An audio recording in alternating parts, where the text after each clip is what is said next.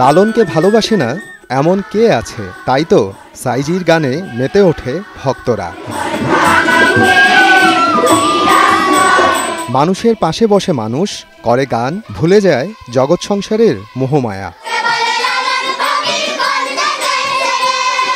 সাইজিকে কোনো ছকে বেঁধে ফেলা যায় না। তিনি যেন কথায় গানে জীবনের নানা অংশে বলে গেছেন, সব লোকে কয় লালন কি জাত সংসারে, লালন বলে জাতের কি রূপ দেখলাম না এই নজরে।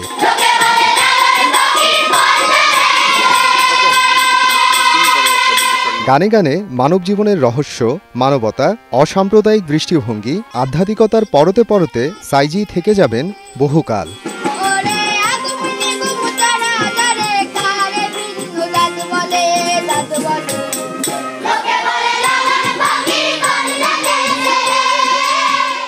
সাইজির গান নিয়ে কুড়িগ্রামের রাজারহাট উপজেলার ছিনাই ইউনিয়নের প্রত্যন্ত গ্রামে মেতে উঠেছে একদল শিশু। ডুবে আছে লালন গান চর্চায়। মাটির আঙিনায় মাদুর বিছিয়ে বাঁশির সুর আর সাথে নানা রকম বাদ্যযন্ত্র নিয়ে গাইছে প্রেমের গান, জীবনের গান, সত্তার গান।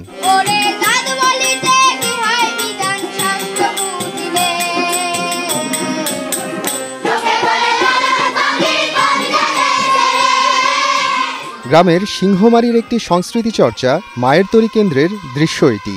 যাদে গেল বলে এখিয়া জো পেকারে খানা, যাদে গেল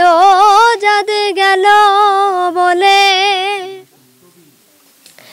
লালন এটাই বোঝাতে চেয়েছেন যে আমাদের মধ্যে কোনো ভেদাভেদ নেই। হিন্দু, মুসলিম, বৌদ্ধ, খ্রিস্টান, আমাদের মধ্যে কোনো ভেদাভেদ নেই। আমরা যে একাডেমিতে গান শিখি সেখানে সব জাতিরই মানুষ শিখতে পারে, শিখতে আসে। হিন্দু মুসলিম সবাই শেখে। আর লালনের মতন অন্য কোনো মানুষ হয় না, মানে লালনের মতন আর কোনো দ্বিতীয় মানুষ হয়তো এখনও জন্মায় নেই। লালনের বাণী আমাদের শুনতে অনেক ভালো লাগে। লালনের বাণী থেকে আমরা অনেক জ্ঞান পাই। লালনের মাঝে কোনো ভেদাভেদ থাকে না। লালন গান করলে আমাদের মনকে পরিশুদ্ধ করে। অন্য গানে তো ওই রকম ইয়া নেই, যেমন ভাইয়া এই গানে অত লালনের যে বাণী ওই রকম ভাষা নাই। 6 থেকে 7 বছর ধরে এখানে গান শিখতেছি।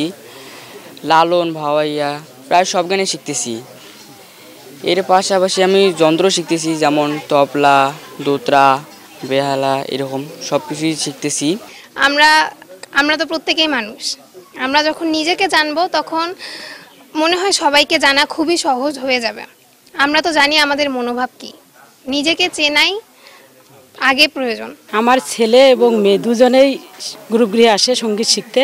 মোটামুটি আমিও সঙ্গীতকে খুবই ভালোবাসি। আমার মেয়ে স্কুল পড়ার পাশাপাশি গান শিখবে, গান স্কুলে দিয়েছি। এখানে সময় নষ্ট না করে এখানে শিখবে গান।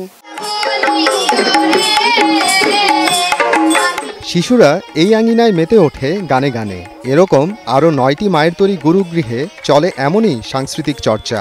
এছাড়াও শেখানো হচ্ছে মারফতি, মুর্শিদি, পল্লীগীতি সহ নানা আঞ্চলিক গান। স্কুলে পড়াশোনার পাশাপাশি এই সংগঠনগুলোতে গানের চর্চা চলে প্রতিনিয়ত। এখানে প্রায় 6 শতাধিক বাচ্চা বিনা খরচে লোকসঙ্গীত ও লোকবাদ্যযন্ত্র শিখছে। লোকসঙ্গীতের ভাওয়াইয়া, মুর্শিদি, মারফতি, পল্লীগীতির পাশাপাশি দেশের অন্যতম একটি ধারা লোকসঙ্গীতের লালন সাইজির বাণী। মায়ের তরীর প্রজেক্টটার নামই হচ্ছে লোকসঙ্গীত চর্চার মাধ্যমে শিশুদের আত্মশুদ্ধি ও জীবন বৃদ্ধি। মায়ের তরী বাচ্চাদের নিয়ে এখন কাজ করছে, এটা চলমান থাকবেই। এর পাশাপাশি নতুন পরিকল্পনা করছে লোকসঙ্গীতে যারা প্রবীণ আছে এই প্রবীণদেরকে পুনর্বাসন করার জন্য একটি আশ্রয় কেন্দ্র হয়তোবা আমরা খোলার পরিকল্পনা করছি। তো যদি আমরা সাহায্য সহযোগিতা পাই তাহলে আমরা সেই কার্যক্রমটা সামনের দিকে এগিয়ে নিয়ে যাব।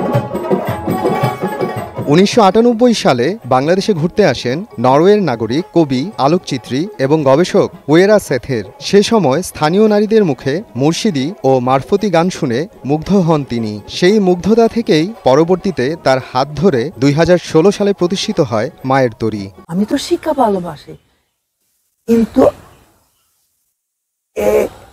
শিক্ষার সাথে দেহ থাকতে হবে, শিক্ষার সাথে স্বাধীনতা থাকতে হবে, শিক্ষার সাথে আনন্দ থাকতে হবে। নাহলে শিক্ষা হয় না। তাহলে হয়তো তারপরে ভুলে যাওয়া হয়।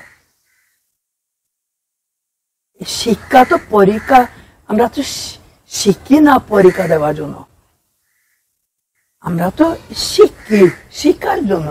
সঙ্গীত অবশ্যই একটা বড় শিক্ষা। তারপরে সঙ্গীত সব শিক্ষাকে সার্টিফিকেট করতে পারে, কারণ স্মরণ শক্তি বাড়বে। তো এটা একটা মূল বিষয়, স্মরণ শক্তি বাড়বে। বর্তমানে মায়ের তরীর 9টি গুরুগৃহে 460 শিশু লোকগান এবং 2টি বাদ্যযন্ত্র প্রশিক্ষণ কেন্দ্রে 125 শিশু বাদ্যযন্ত্র শিখছে। সময় সংবাদ, কুড়িগ্রাম।